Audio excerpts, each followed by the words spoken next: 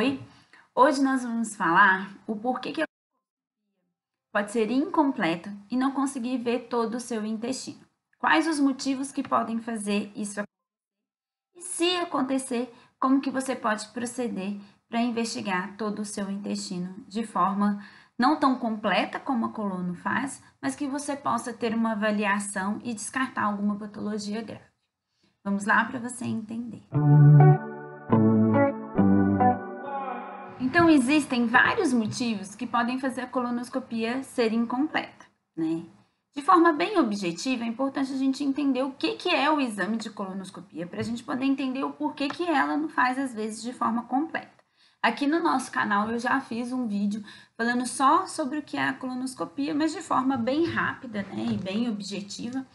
Ela é um exame que a gente vê de forma direta o nosso intestino por dentro, né? Nesse exame a gente vai ver a mucosa, ver com isso se a gente pode ter algum diagnóstico de tumor, pólipo, doença diverticular, angioectasia ou alguma estenose, né?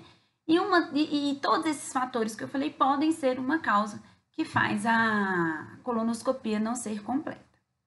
A colonoscopia é um exame feito com um aparelho de aproximadamente 2 metros, né? E que vai entrar no nosso ânus até o ilho terminal, vendo toda a parte do intestino grosso e um pedacinho, o início, né? O final, na verdade, do intestino fino, que é o ilho terminal.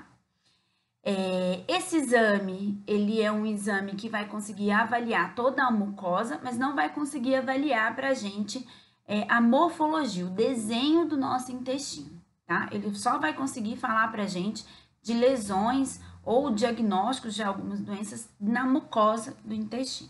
Então, o intestino grosso, ele tem regiões em que eles são fixos e regiões que eles são móveis, né? Então, é importante a gente lembrar que o reto é uma região fixa, o sigmoide é uma região móvel.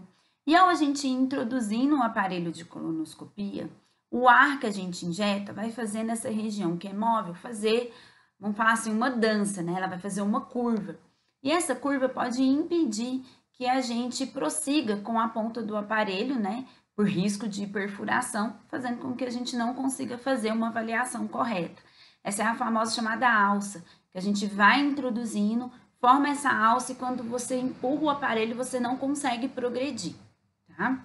Nós temos outras causas também que nos impedem de fazer uma avaliação completa da mucosa do intestino, como as obstruções intestinais causadas por estenose, né?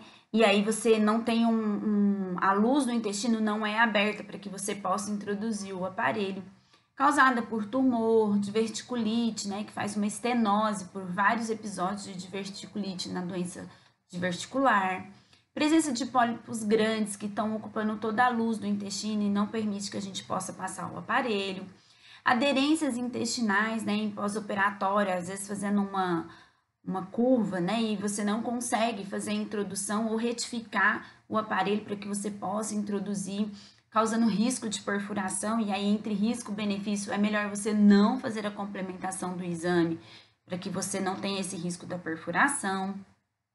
E o preparo inadequado, né? Pacientes que não fazem o preparo correto ou por algum motivo o cólon tem uma motilidade mais lenta e ele fez todo o preparo certinho, mas na hora que a gente chega lá para ver, o intestino está todo sujo de fezes.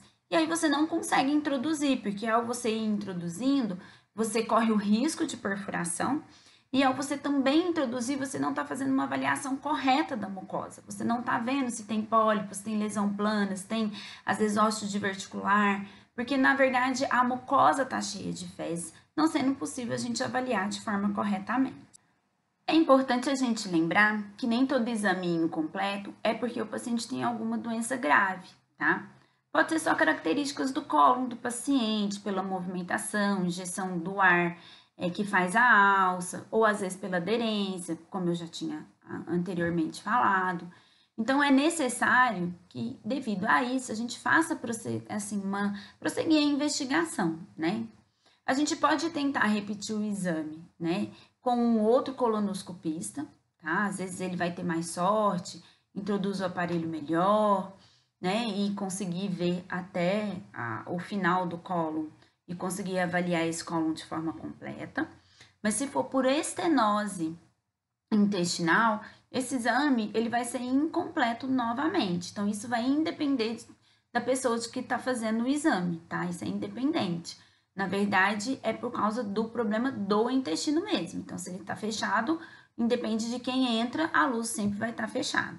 E aí, por conta disso, a gente tem outras formas de se investigar e de avaliar o intestino de forma correta. E quais são essas formas, né, que a gente pode estar fazendo a investigação melhor para poder estar tendo diagnóstico ou não, né, de uma patologia grave ou não no intestino?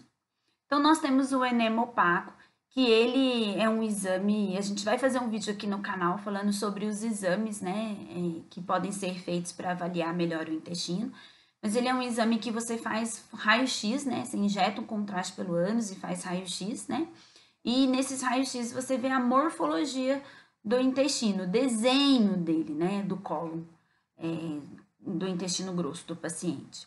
A gente tem visto nos últimos anos uma dificuldade muito grande em alguns locais de estar se fazendo esse exame. Existem muitos poucos profissionais que fazem, o pessoal mais jovem não tem feito, e é um exame de grande excelência, de grande importância, né? Em algumas cidades a gente já tem dificuldade e não consegue fazer. Tá? Temos a colonoscopia virtual, que nós vamos ter algumas limitações para poder fazer a avaliação de pólipos pequenos, porque em determinado tamanho ele não avalia, tá? Ele não consegue detectar. Mas o que a gente está procurando quando a gente faz uma colonoscopia virtual é lesão tumoral, então são lesões grandes, não estou procurando pólipos pequenos. Então, para esse tipo de lesão grande, a gente vai conseguir fazer uma avaliação e ver de forma correta se o intestino tem ou não alguma alteração. Outro exame que a gente pode estar fazendo, mas ele não é uma excelência para ver mucosa de intestino, né? É a tomografia. A tomografia ela vai me mostrar se for coisas muito grotescas, grandes, que vão estar extravasando para dentro da luz de forma de estenose importante, ou fazendo abaulamento extraintestinal, ou quando o paciente já tem, você está fazendo a tomografia, você vai ver que ele vai ter uma lesão importante, uma metástase importante hepática, ou de mesocólon, alguma lesão grave, que vai me fazer pensar que ele tem alguma lesão no intestino. Mas não é um exame específico, tá, gente? Pra gente poder estar vendo intestino, parte de mucosa, tá? Ele é um complemento pra gente estar avaliando outras coisas, mas pode nos servir aí de antemão para nos ajudar caso você não consiga fazer a colonoscopia de forma completa e avaliar de forma completa esse paciente. Se você curtiu esse vídeo, curta, compartilhe com seus amigos, para que mais pessoas possam ter informações e mais pessoas possam fazer a prevenção, né, do câncer coloretal e de outras doenças intestinais também. Até mais!